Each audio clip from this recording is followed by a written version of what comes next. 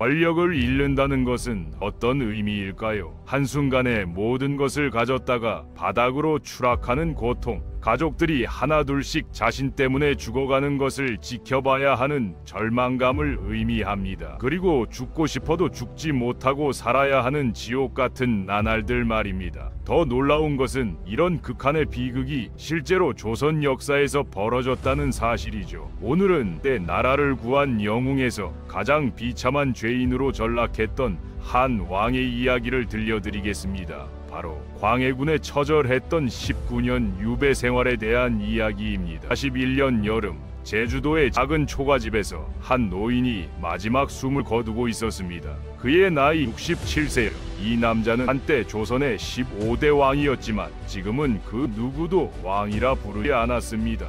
폐위된 지 무려 6135일이 흘렀습니다. 19년인 세월 동안 죄인으로 살아야 했던 그의 이름은 광해군입니다. 거의 20년에 가까운 세월을 왕이 아닌 죄인의 신분으로 견뎌야 했습니다. 광해군의 19년은 그 고통을 7,000번 가까이 매일같이 되새기며 버텨내야 했던 생지옥이었습니다. 오늘은 그 권력을 잃어버린 자의 비극을 들려드리려 합니다. 모든 것을 소유했던 왕에서 조선 전국을 떠돌아다니는 가장 초라한 죄인이 되기까지 말이죠. 그 길고도 처절했던 9년의 기록과 67세로 제주도에서 홀로 눈을 감으며 흘린 마지막 눈물의 진정한 의미는 무엇이었을까요? 지금부터 그 비극적인 여정을 따라가 보겠습니다.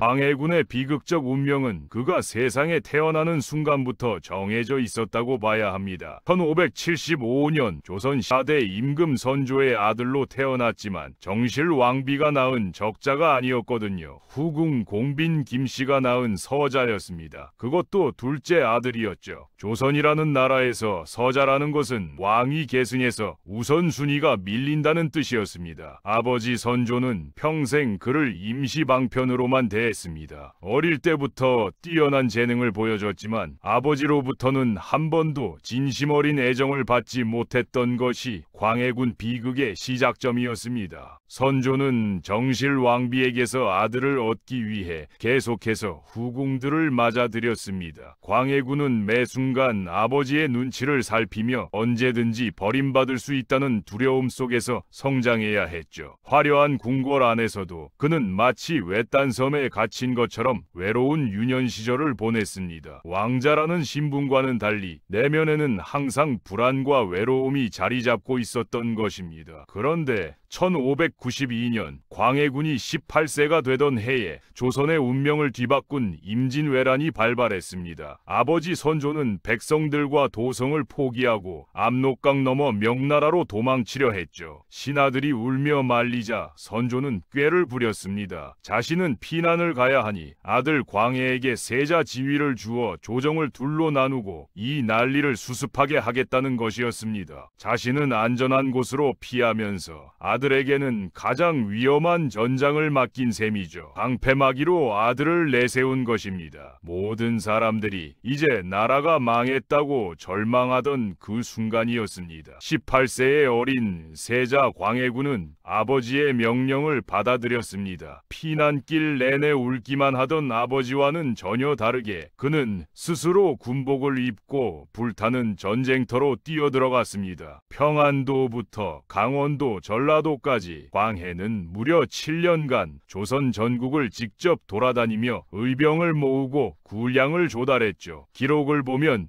굶주린 백성들을 위해 자신의 수라상을 내어주었다고 합니다. 전염병이 돌고 있는 곳을 직접 찾아가서 병사들의 손을 잡아주기도 했습니다. 백성들은 도망간 왕 선조가 아니라 자신들과 함께 눈물을 흘리는 세자 광해군을 보며 희망을 품었습니다. 저분이야말로 우리의 진짜 왕이라고 여겼죠. 전쟁이 끝났을 때 광해군은 조선을 구해낸 영웅이 되어 돌아왔습니다. 하지만 이것이 또 다른 비극의 시작이었던 것은 아무도 몰랐습니다. 아버지 선조는 그런 광해군이 달갑지 않았습니다. 오히려 백성들의 신뢰를 얻은 아들을 왕권에 대한 위협으로 보고 죽는 날까지 의심하고 질투해 심지어 전쟁이 끝나고 정실 왕비에게서 어린 영창대군이 태어나자 선조는 노골적으로 세자를 광해군에서 영창대군으로 바꾸려 했습니다. 조선을 구한 아들보다 적자인 영창대군이 더 소중했던 것입니다. 광해군은 그런 지옥 같은 시간들을 견디며 아버지의 죽음을 지켜본 뒤 1608년 드디어 34세의 나이로 조선 15대 왕에 오르게 됩니다. 하지만 이 왕위는 축복이 아니라